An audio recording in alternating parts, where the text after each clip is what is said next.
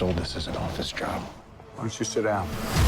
Now talk me through your very scary scenario. Keep in mind, I don't have your PhD. Tokyo, London, the United States. It's gonna be a wipeout.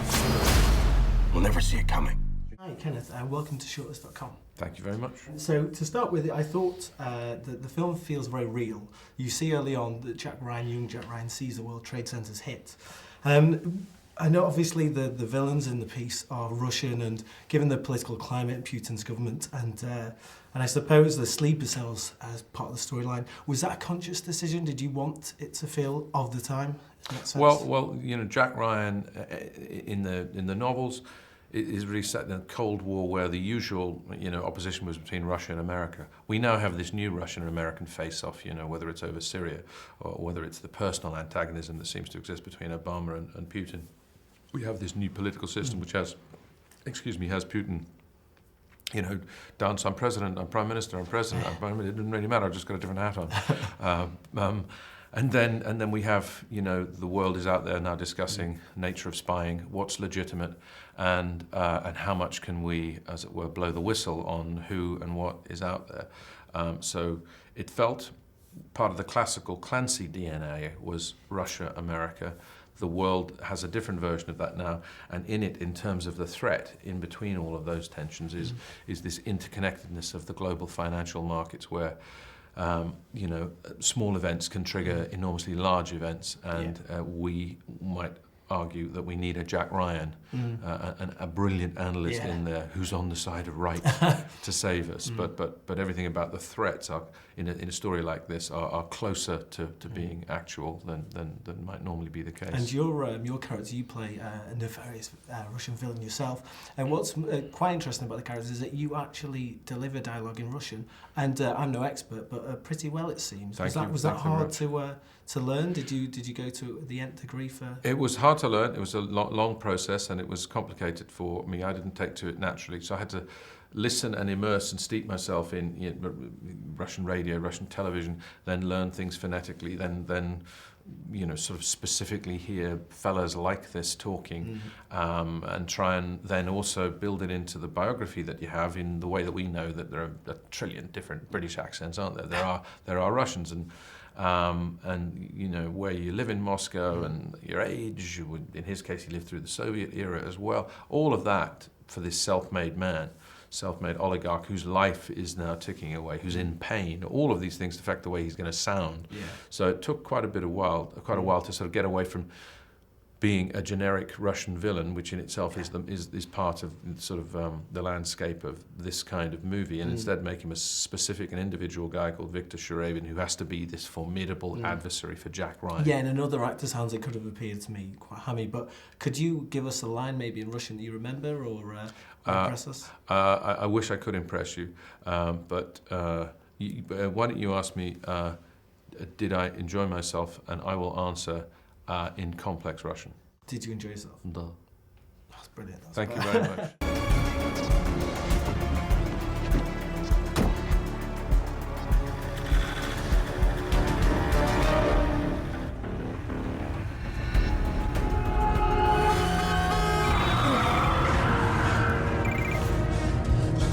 Kathy!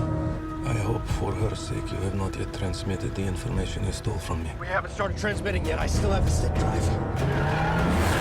Very good, Jack. Let us hope Kathy and I can believe you. If not, I have always found that in these situations, the swiftest results are achieved by working with loved ones. You know I have what you want. Put her on the phone. We obviously know that you directed Thor before this, and it seems you've made a move into to Hollywood in certain, not just a superhero sense, but now obviously the more high concept action thriller.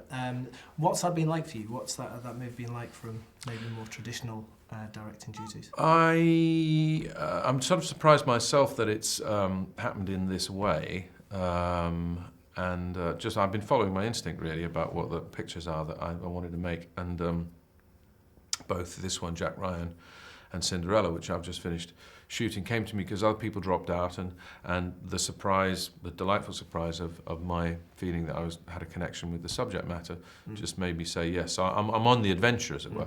I know the adventure means that there are often greater resources than I'm used to. And you've, of course, been in this and directing it. Were you ever tempted to give yourself maybe more screen time? No, I think on the whole, my instinct is for less is more. I think particularly with this kind of role, actually, you can. I take a long time to come on, and then I'm not on for very long, and then I get dealt with in a memorable way. I think economy is a smart thing to do.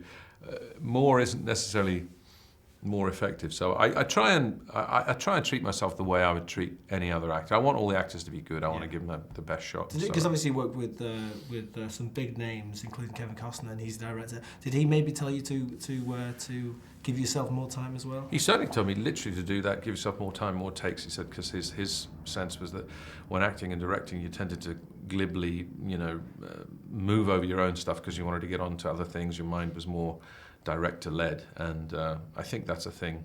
It sounds, to the outside world, it probably sounds egomaniacal anyway. You cast yourself in it because you're an egomaniac. But the truth is, you put yourself in it because you think you might do a right job. And actually, what often happens then is you don't give yourself time to do the right job. So here, the part was sufficiently small for me to feel as though I could create enough time for me to do a good job with the part. But more importantly, having done that, be ready to be of service to Chris and Kevin and Kira.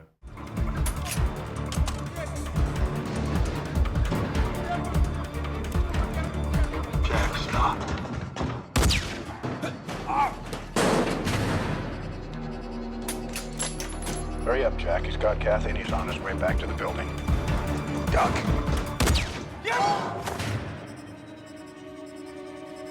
Keep moving, Jack. Finally, we were told by Tom Hiddleston, rather he told us, that his dream role with Shakespeare would be to play Benedict in Much Ado About Nothing. Given you yourself played the role, would you ever fancy directing him in that? Oh, it would be great to do that, yeah. And Tom is a fantastic comedian, great in Shakespeare anyway. I remember having a conversation about it and saying that, from my point of view, Benedict was the most fun character to play, I think, I've ever experienced, and I know he'd be marvellous in it. So we must try and do that. And if not, there's always Chekhov. There's always Chekhov. Thank you very much. Thanks Cheers. a lot. Thank you. They will bring us to our knees without even firing a shot. There's a very real scenario here where we don't get out of this alive. We are compromised. If you find the truth, will you believe it?